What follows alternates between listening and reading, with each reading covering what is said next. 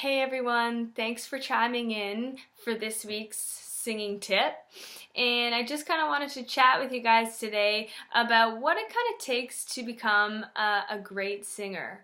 A lot of people ask me, how can I develop my sound or my voice to become feel a little bit more relaxed and a little bit more at ease, so I can feel comfortable and confident with any song that I'm singing. And typically the response is not what you think, because a good singer will execute a song and they'll sing the right notes and they'll try to hit the right pitches and they'll try to control each line of the song, and that does make a good singer. I mean, you're in tune, it's easy to follow, it's pleasant enough to the ear. So a song that might sound, or something that might sound like a good singer, would be an execution like this. So this is how the story went. I met someone by accident, blew me away, blew me away. Right, so there I'm deliberate. You can see it's a difficult thing to even just get notes right sometimes. So a good singer would execute a song with that intention.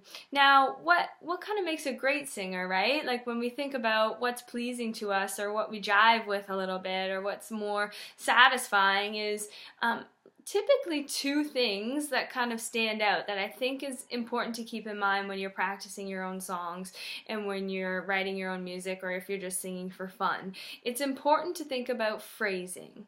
So phrasing, meaning a sentence in a song, would be something drawn out, and great singers think about it in a larger picture. So they don't apply breath to each note, they apply breath across the whole phrase, right? So it's something that you kind of intentionally want to elicit with your breath.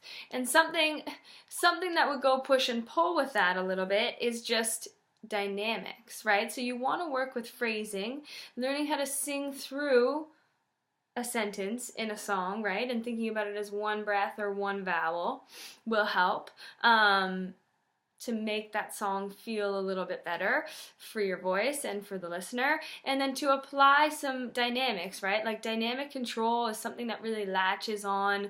The audience really enjoys different dynamics and being able to be pulled in that way, right? So you want to apply phrasing and dynamics into your songwriting and into your practice time. So an example of like a great application of phrasing and breath would sound, so this is how the story went. I met someone by accident who blew me away, who blew me away. Right? And I'm just sort of like pushing and pulling with the phrasing. I'm singing through the phrase and I'm applying dynamics just to kind of draw in and create a little bit more emotion in a song. And that's typically what you're going to feel better, or that's how you're going to feel a little bit better practicing your songs, is to put in those elements.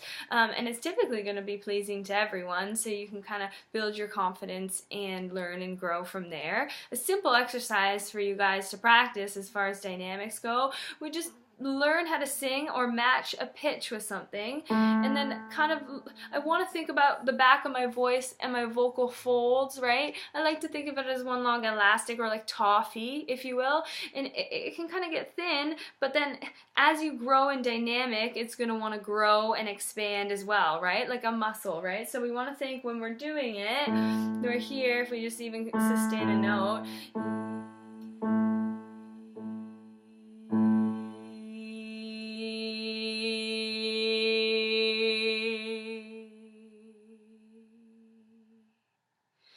right? And I'm just able to kind of push and pull, but thinking about that that vocal fold kind of opening up and getting longer and more rounded, if you will. So I want you to try and think about that when you're practicing. Try and hit random notes, match the pitch,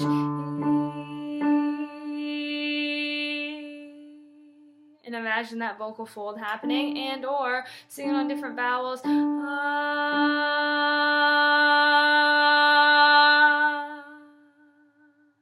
Then I'm able to kind of mess around with that. So happy practicing. Hopefully this was helpful. If you guys want any more singing tips or have any requests, let me know, and we will talk to you soon. Peace out.